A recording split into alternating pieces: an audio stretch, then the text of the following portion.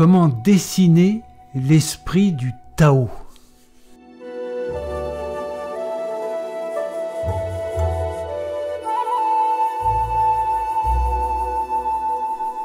La peinture japonaise et la peinture chinoise partagent des racines communes, mais ont évolué différemment au fil du temps. Si la peinture chinoise est fortement liée à la philosophie taoïste et à la recherche d'une harmonie entre l'homme et la nature, la peinture japonaise, elle, est plus influencée par le bouddhisme zen et le shintoïsme. Si l'un exprime l'esprit du sujet plutôt que sa représentation fidèlement, l'autre a une esthétique qui privilégie des notions comme la beauté de l'imperfection et l'espace vide qui donne du sens.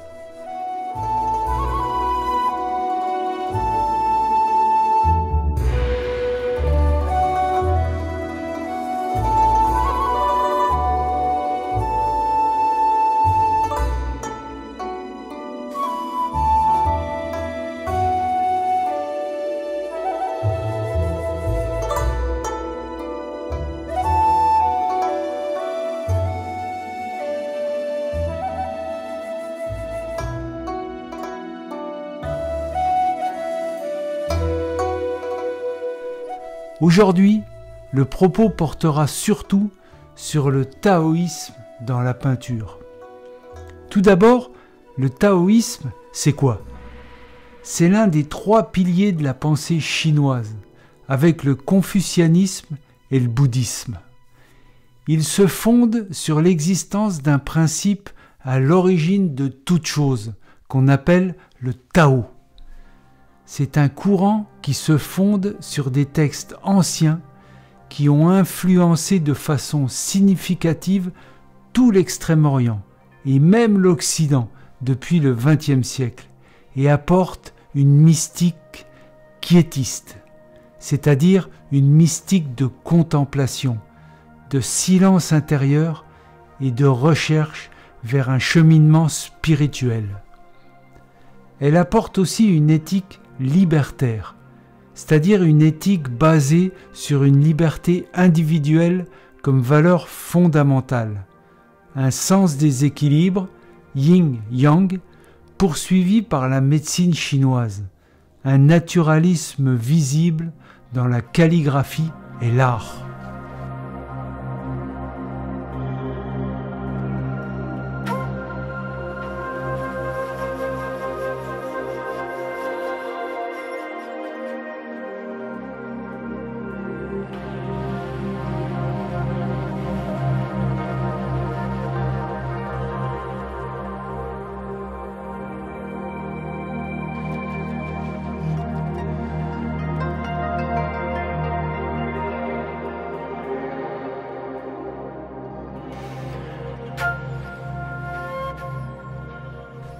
Dans la peinture influencée par la philosophie taoïste, on retrouve des éléments précis. Ces éléments doivent vraiment être présents pour refléter globalement cette philosophie particulière. Tout d'abord, on retrouve le vide et le plein, qui représentent le yin et le yang. L'artiste va utiliser des espaces vides comme des zones essentielles à l'équilibre de la composition. Ensuite, on retrouve l'harmonie avec la nature.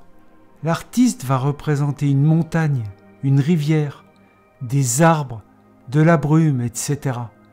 Ces éléments vont exprimer le flux de l'énergie vitale, le qi.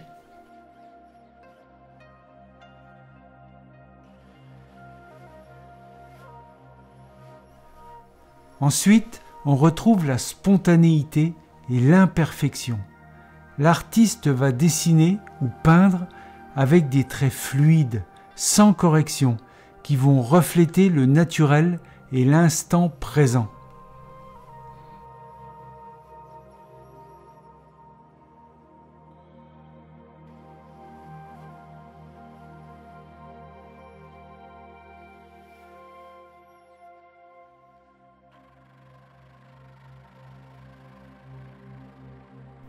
Ensuite, on retrouve l'évanescence et la transformation. L'artiste va donner à son paysage un sentiment d'impermanence, de mouvement et de cycle de la vie. Finalement, on retrouve le cheminement intérieur.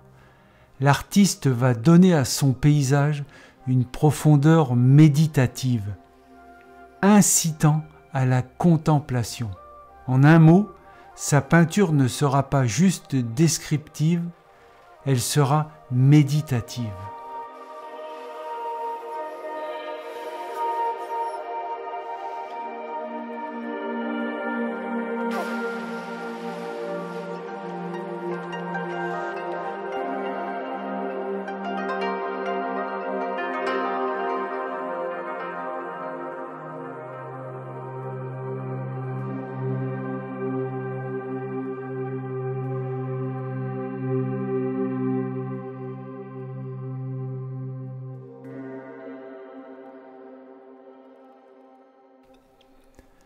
Dans cette scène, avec ce pêcheur asiatique, dans sa barque, sur une rivière calme, le motif est très représentatif du taoïsme, symbolisant la fluidité, l'harmonie avec la nature et le non-agir. Le vide autour du pêcheur accentue l'immensité de la nature et l'humilité de l'homme face à elle. Une composition asymétrique avec une perspective flottante et des traits expressifs, combinée à une palette monochrome teintée de légères touches de couleurs, combinée à des zones non peintes, rappelle le principe du vide et le souffle vital du Qi.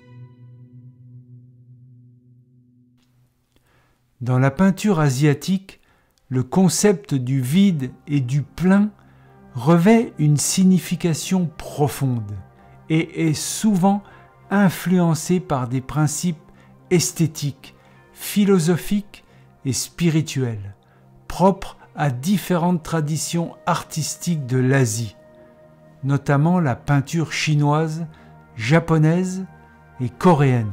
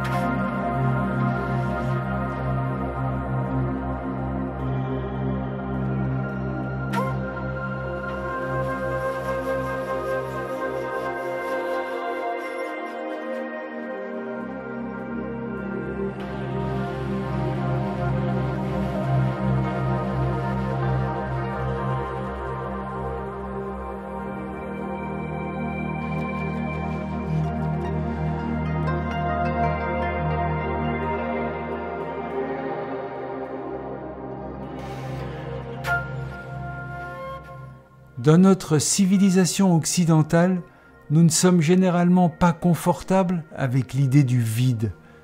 Pour nous, le vide signifie le rien, l'absence de quelque chose et, forcément, le désir de remplir ce vide par quelque chose qui donnera l'impression de nous remplir ou de nous combler. La dimension philosophique ou spirituelle de la peinture nous échappe. Nous avons la manie de mettre des éléments dans une peinture ou dans un espace vide, juste pour faire beau ou pour combler ce trou dans la composition. Or, le vide est essentiel à la contemplation et à la réflexion intérieure.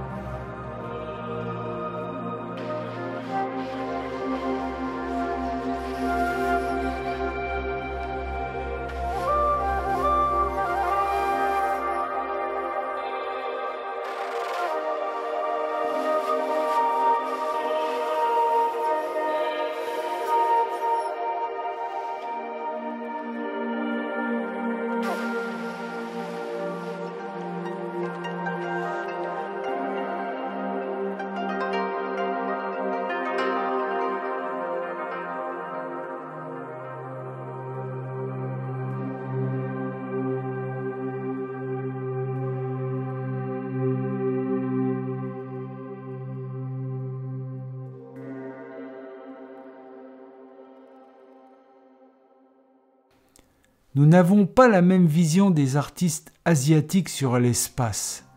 Nous, occidentaux, il nous faut remplir à l'excès, parce qu'on craint le silence, on craint le vide, qui nous rappelle la perte ou le manque de quelque chose ou de quelqu'un.